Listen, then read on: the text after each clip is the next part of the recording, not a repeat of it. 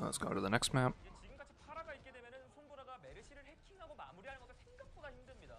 Looks like Runaway is doing the Element Mystic special. I don't know if T1's scouting and they're looking to like come back and swap to Diva, but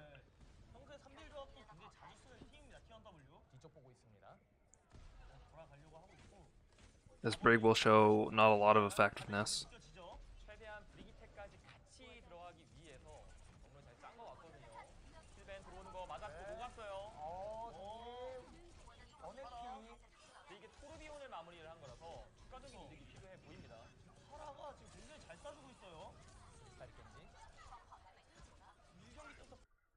So they end up getting a lot of value, but they lose their supports early on, which is the problem.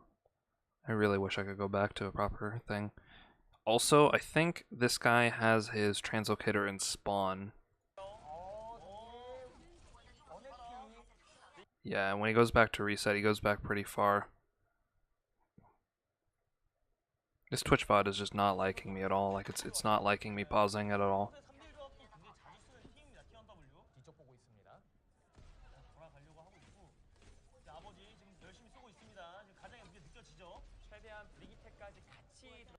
This flanking early on from T1's actually super good. They have a lot of angles. So what this comp does a lot of the times is like, first fight you end up having so much space right here, you can deny anyone coming from up here. And if there's like one member right here, a lot of times you can have your FAR just spam poking them, and then they'll just have to be zoned. But they have so many members coming from angles here, so the Sombra is able to get a ton of value shooting them in the back and killing this turret early on. They have their own pharmacy that also took like a flank angle, so she was able to come from around from the far side, and they have like a super brawl heavy comp, so even though they lose their supports here, they have a lot of damage, so the Diva wouldn't be able to put as much value out here. So I do kind of like them not running Diva, even though it's a bit strange, because they're able to trade really quickly onto Stitch because of how much dive damage they have. Slime goes for the res, but other members are like taking a ton of damage. Twilight isn't able to keep Bumper up through 3 DPS basically hitting him. Huxaw's not hitting any rockets right now. He's just now hitting them. Looks like, yeah, Janu got hacked, so he isn't able to put as much threat on them either, so.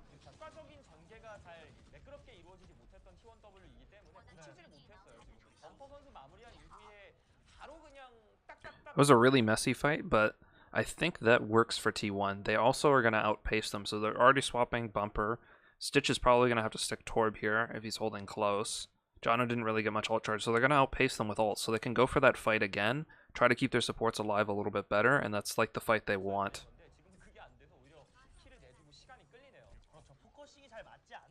Like, they'll get Blade pretty quickly here. The only thing they have to worry about is like Bumper getting Nano and then killing the supports.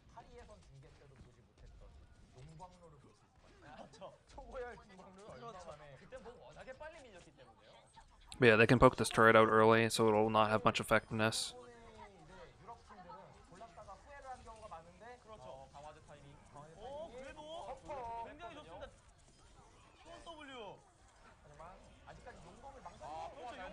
Yeah, they're playing this as probably as well as they can. That was a really good kite from them. Please let me go back. Hold on, let me puck jam. Alright. They poke this turret. They're playing really safe.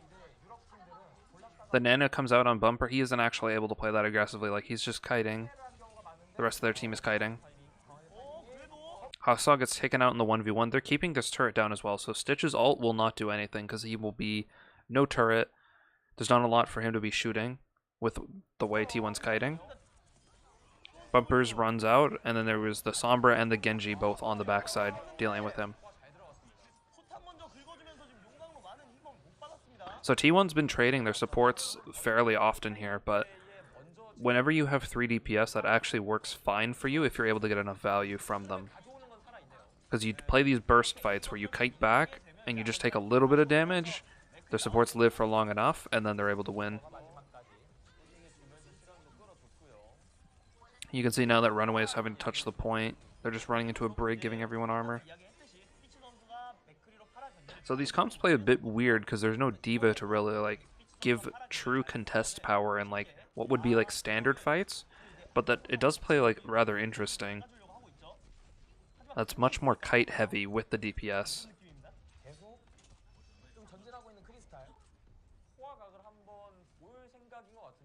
This is probably good from what Runaway's playing, because there's a chance that he just sits back with Slime now, is getting damage boosted, and he's able to like pop the DPS trying to be like kitey, and they won't have the same survivability.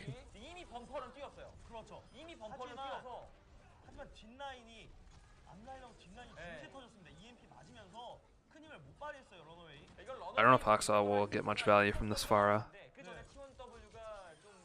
Yeah, that's probably good he swaps. I think they just stuck it because they had the Barrage and the Mercy, but it would have been really tough for them to actually get that off. Because there's going to be so many members that can shoot him.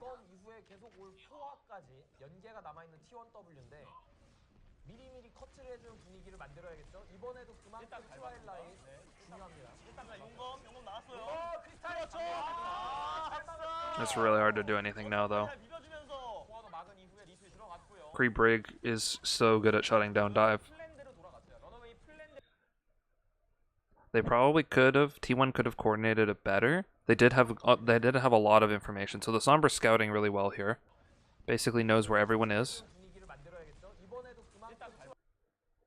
The Monkey is doing good to flank. Jump on Stitch. That's probably the best you can do. Like, he's going to get armor packed. He's probably not going to die. They try to Blade. The players just get insta-killed, though. It's really hard for them to stay alive. Maybe if they had a trance to go along with it, like, it would have been a bit more successful. But they're swapping.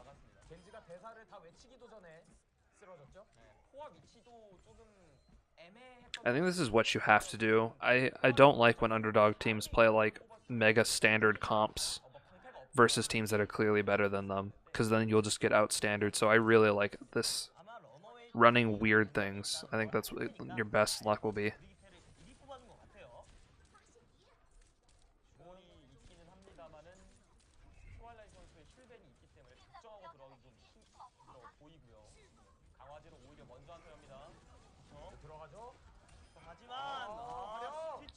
He went too fast there.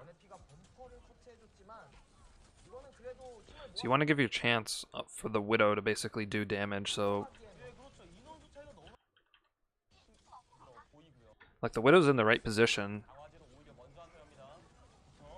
But you don't want to, like, engage as hard as they do right here, because the problem is Runaway has more CC, and they have more effective CC with, like, the Lucio, the Kree, and the Brig. So like, you want to just give time. So like, you jump to a safe spot here if you were him, and then you'd put the bubble down. So you'd put it in like a safe spot. You could jump like up here. You can get information. You can play safer. You want to like force Runaway to like have to make a decision, because if a tank then walks into a headshot or something, then you get the advantage. But when you're forcing it like this, the Kree will isolate someone. He'll stun them. He'll kill them before the Widow can get any value if you play it correctly.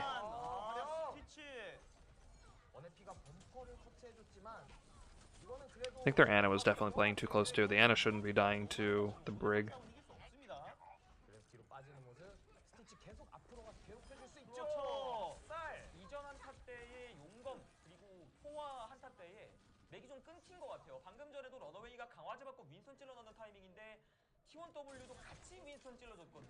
Okay, they're swapping to their own. They technically should win here if they have better aim, because they have the Zen, which technically will give them the advantage if they split this fight up correctly.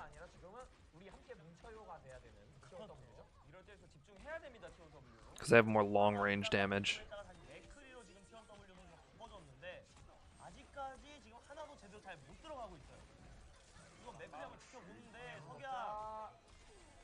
T1 did better there with their Monkey, just doing a safer jump. He didn't dive into like a stun.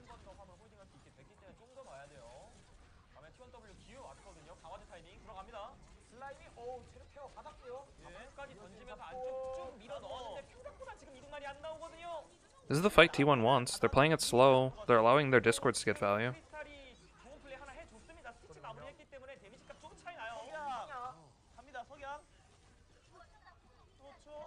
Runaway's hiding really well from this though.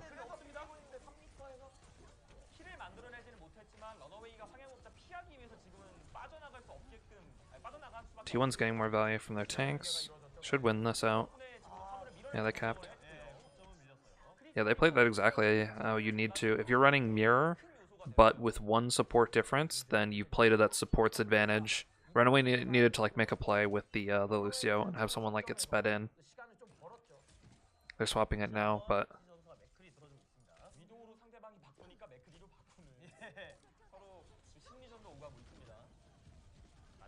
if you're able to control the pace with Zen and Ana, a lot of times you're gonna be able to win. Oh, that bubble is really effective.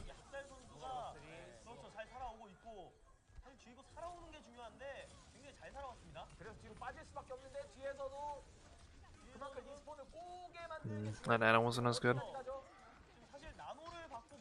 There's so many swaps right here, and they all make sense, technically. They're all playing to counter each other. I think the Ryan is definitely a better pick here. You can play the corner much better. He was wasting his shield a lot there, though. You need to wait till you've come to this spot, then you hold your shield, because his shield's already dead, and now he can't walk up as aggressively.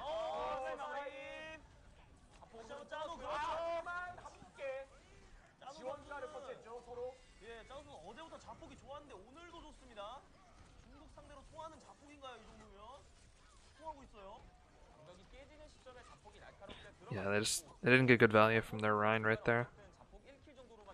When you're walking up, so in this hallway right here, when you have the Rhine and you're on offense, a lot of times you actually just need to be toggling your shield and like allow your diva to use Matrix, because like when you get up to here, there's going to be no time for you to actually recharge your shield anymore. So you need to be like toggling it, using it like at a smart pace. But like the problem was he never got to reset it there. There was a diva bomb thrown at him, so he had to hold it, and it was guaranteed going to die. And then while he was walking up, he was like not toggling it as much as he should have, so it got used up a lot. And then by the time he's gotten to the corner, it's already low. The diva bomb gets thrown. He isn't going to be able to swing. When you don't have shield, the Rhine then has to play much more passively because he doesn't get that chance to actually have that like much more effective HP. So he didn't toggle it properly. Runaway actually did really good to like put enough spam on the shield as he's walking up, and then also the diva bomb was huge.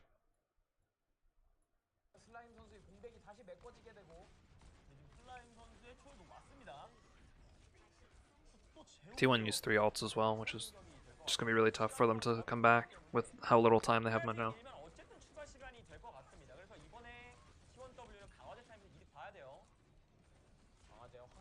You can see he's walking up now and his shield's much healthier because he was toggling it better. Like there was more poke on his team, but you shouldn't be able to die.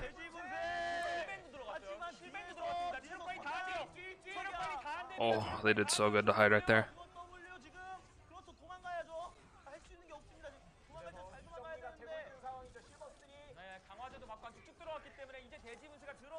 And a little touch.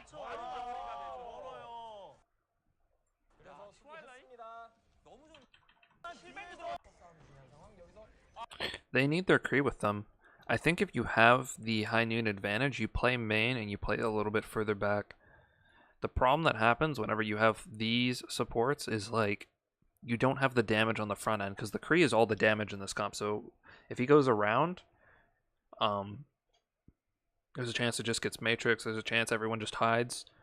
Runaway walking into them without the Kree being on the front line means the Kree in the back line is not going to get healed anymore. Any poke damage is going to be really effective on him. Stitch shows that. He pops him while he's getting support.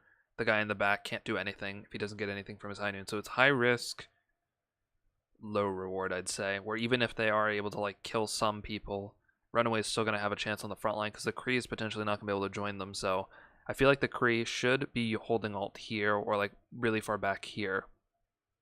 You do it main, so you zone these members in the back from being less effective. You allow your Ana and your Zen to actually walk up and shoot people. Maybe your Brig can walk up and stun someone, but the way they did it, they lose their main source of damage on the front end. Runaway basically all kites towards the front side anyway, so all the members walk up. Sure, they're losing members, but they don't have their trance yet, and they need the Kree in the front line to really put any threat onto them.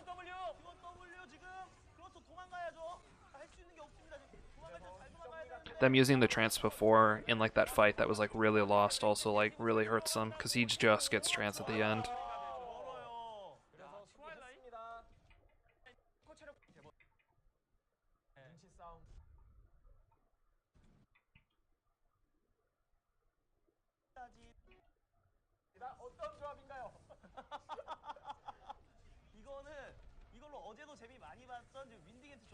Is Twilight gonna go top or under?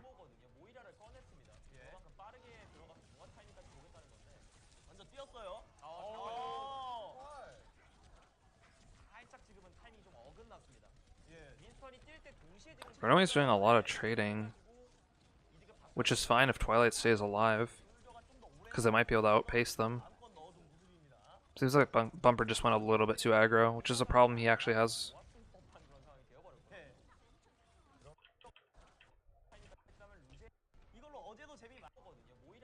So like my assumption is you can have your Moira actually come up through here. You have the Tracer and the Moira walk up together, and then you look to dive the high ground and basically take the high ground from them, and then force the Orisa to like come back through here, or solo herself out on the point. The problem with having the soldier is this dive is actually like really aggressive from them, and they don't have the backup yet behind them to support this, so like they go super aggressive, but like Anna's sitting behind him, he has the soldier heal down. He's not going to die. Bumper is not going to get any help because Slime's on the ground, Twilight's on the ground. This comp is more efficient from Runaway at getting fast kills and then resetting on the ground to get burst healing, not fighting on the high ground. You can see this elongated fight on the high ground means they lose Bumper early on. Happy not touching point right there is actually a throw. They shouldn't have given a tick up. He was fairly healthy. It's basically just Slime and Stitch that are on the point.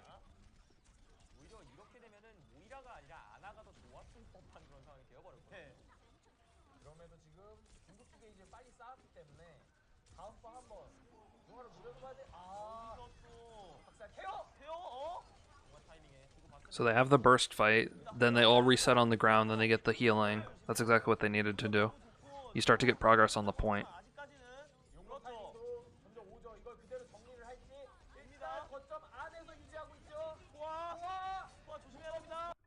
When there is these burst comps, so there's like burst heal comps with like Anna, Mercy, Soldier, whichever. Let's see. You want to do this fight right here, where you're bursting people on the high ground, you force them to drop, you go up to the high ground, you jump on them, you force them back. So you get the split here, so you force people to like be in this side of the point, so there's basically this cone right here, where they won't be getting any heals because they won't be getting Soldier, Mercy, potentially Anna heals if a bubble's knocking them off. So you split and you kill the members here, or your team will then sit in this area right here, where you're then line of sighting all the members that are playing over here, and they're trying to retake. So then they have to walk into you, and then you can potentially drop a bubble and really kill off any of their effectiveness, and then your backline will be safe, while you potentially open up a window where their team has to walk through this small choke, and then you have a chance to run on them. That's about resetting here. Goes really close to losing a suit there. So you can see right here, the bubble gets dropped in the corner, and then Runaway has the advantage of their members are in a cone, and they have to try to retake in here.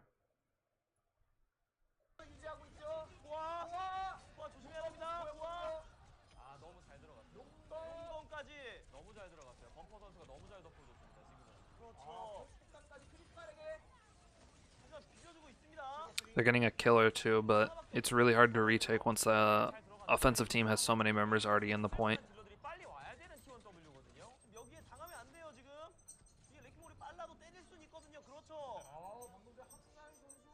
The Mercy and Anna won't die in the back anymore. You can see like they were able to like kite in the back and heal each other, but if they're getting occupied by like one member, so like I think it was Bumper, was occupying both of them, then both of them will have to just focus on healing each other, and they won't be able to heal the points that the people who are then trying to like walk and contest the point.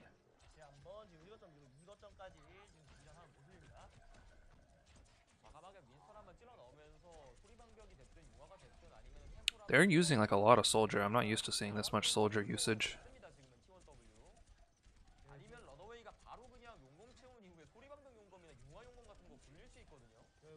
Like it is good on Nimbani, but it's just very strange because I haven't seen it in a while.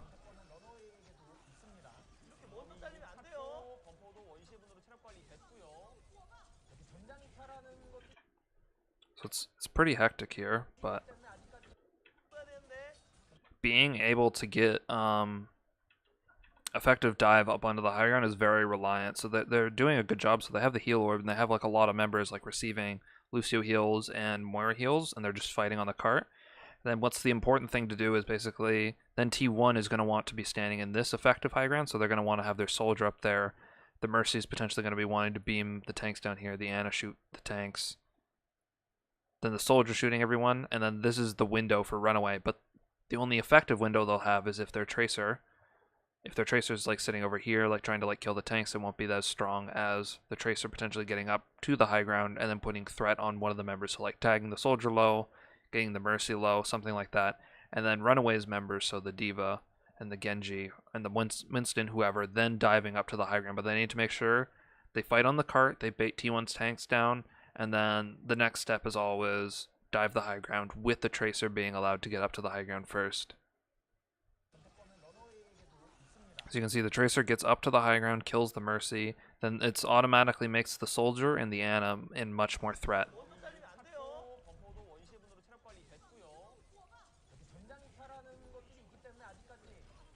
When you start to isolate the members in the back, the front line starts to die as well.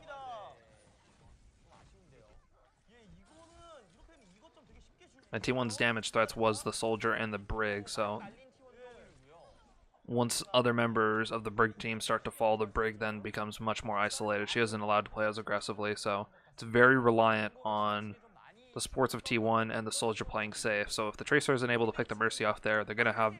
He's going to be able to basically just throw heal zone, and then the other supports can just focus the tanks, and they should be able to win out, because they should have more heals than Lucio Moira.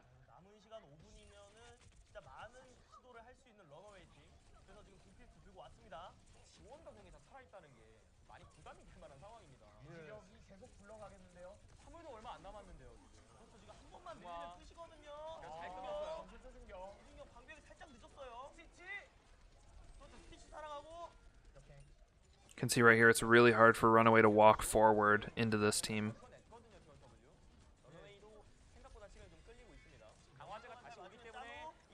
Let's kill the Ana.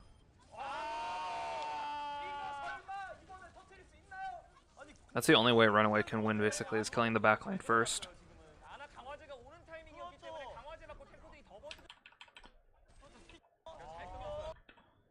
So we can see Hacksaw goes down first. It's super important for T1 to play around this corner so that they have the Ana to play long enough sight lines to basically keep these tanks up, so she doesn't want to have threat on her. They're able to turn, quickly peel for the Tracer. And when they're standing right here, it should be very hard for them to actually like lose, because Runaway basically had to use their support ults to like match the sustain that T1 has, because they have Brig giving armor to everyone. This Diva's getting like mad pocketed by the Ana, the Zen, so she should be able to like have a lot of sustain, and then anyone who's standing on the cart from Runaway should be getting discorded, shot by Zen, potentially Ana, and the soldier. So there should be a lot of damage, and the Diva. So there should be like a lot of damage coming to Runaway that they can't match the quick sustain. And if they aren't getting the flank or like any damage and like zoning T1's backline, then T1 should win out here. You can see Bumper gets like dropped instantly to like 1 HP because he gets discorded. They're doing a good job kiting and healing for him. T1 walks up too far. You see the soldier walking up. The soldier's right here. This forces probably the Ana to want to walk up as much too. The Brig's walking up to start to punish this Diva.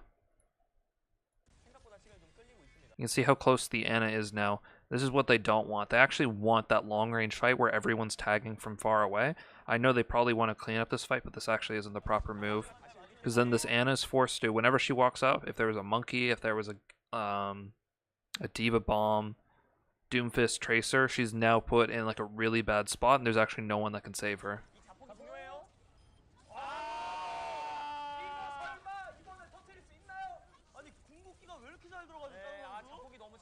It would have been much better for T1 to play somewhat greedy and play further back.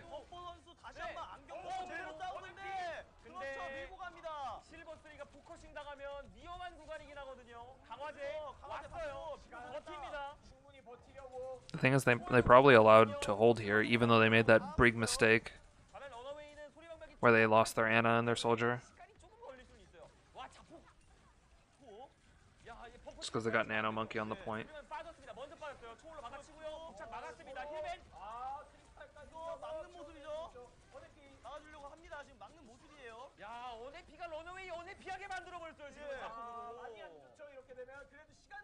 Just need to do good to not overcommit again. Okay, looks like Runaway swapping goats. Just Crystal walk back and swap Pharah.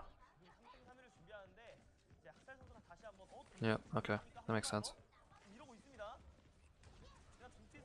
They don't have a lot of room. I think Runaway was hoping for just like a super quick fight right here.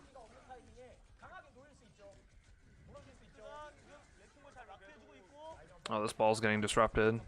So Happy has to be touching the point. You can see he's taking a lot of damage.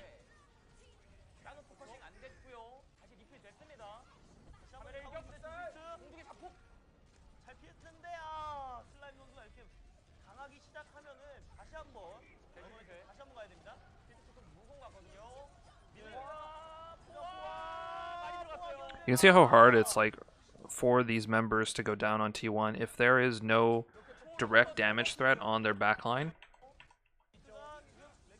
So like on this team, it'd basically just be Hacksaw, but Hacksaw was focusing on disrupting this ball so that they would force Happy to touch the point and the Brig.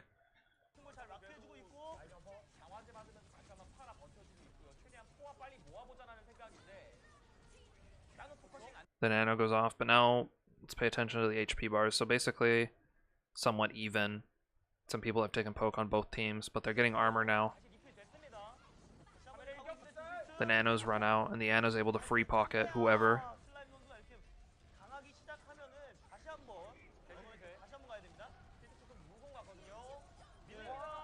Jono actually gets so much value. He isn't able to block the barrage, but he kills both the ball and the Ana in the back, I think, with Hacksaw. So they gave themselves an opening there, but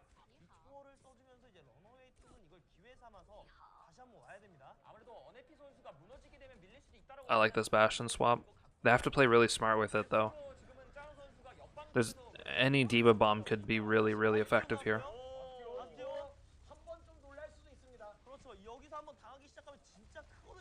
Runaway does have the advantage of playing on the point, but they do have to get a flank off.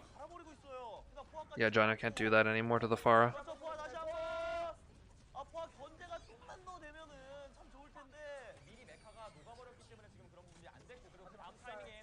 How does Hacksaw get the flank off and kill both the members?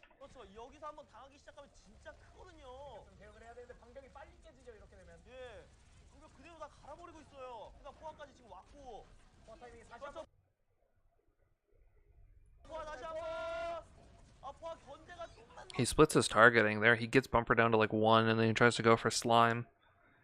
I think Hacksaw literally just flanks. I don't see him get kills with anyone else. I think he just flanks on his own and kills 2 people. That really shouldn't happen.